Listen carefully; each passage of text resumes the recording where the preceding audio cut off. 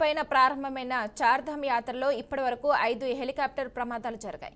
తాజాగా ఆదివారం జరిగిన ఘటన 5వ హెలికాప్టర్ ప్రమాదం. ఈ ప్రమాదంలో 7గురు దుర్మరణం చెందారు. క్రాష్ ల్యాండింగ్లు, ఎమర్జెన్సీ ల్యాండింగ్లు ప్రమాదాలు ఈ తీర్థయాత్రలో భాగంగా మారిపోయాయి. ఇప్పటివరకు జరిగిన ప్రమాదాల్లో మొత్తం 13 మంది మృత్యువాత పడ్డారు.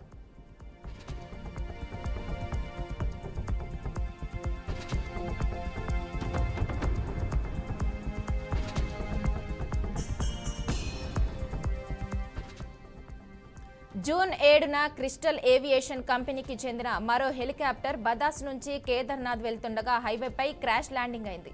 ప్రమాదంలో ఎవరికీ పెద్దగా గాయాలు కాలేదు. అయితే ఈ రెండో ఘటన తర్వాత క్రిస్టల్ ఏవియేషన్ పై డీజీసీఏ నిషేధం విధించింది. ఇక మే 17న కేదార్నాథ్లోని హెలిప్యాడ్ వద్ద ఎయిమ్స్ రిషికేష్ కు చెందిన హెలి అంబులెన్స్ క్రాష్ ల్యాండ్ అయింది.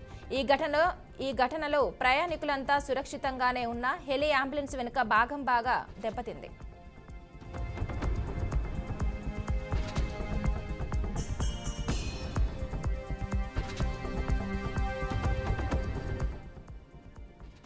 మే 13న బద్రీనాథ్ నుంచి తిరిగొచ్చే సమయంలో సాంకేతిక సమస్యతో ఒక హెలికాప్టర్లో టర్బులెన్స్ సమస్య తలెత్తింది. అప్రమత్తమైన పైలట్ వెంటనే హెలికాప్టర్ను ఉకిమిట్ వద్ద అత్యవసరంగా ల్యాండ్ చేశారు. దీంతో ప్రమాదం తప్పింది. మే 8న క్రిస్టల్ ఏవియేషన్ కు చెందిన ఒక హెలికాప్టర్ గంగాని జిల్లా వద్ద క్రాష్ అయింది. కర్షాలి నుంచి జాలా వెళ్తుండగా జరిగిన ఈ ప్రమాదంలో హెలికాప్టర్లో ఉన్న 6గురు ప్రయాణికులతో పాటు పైలట్ కూడా దుర్మరణం చెందారు.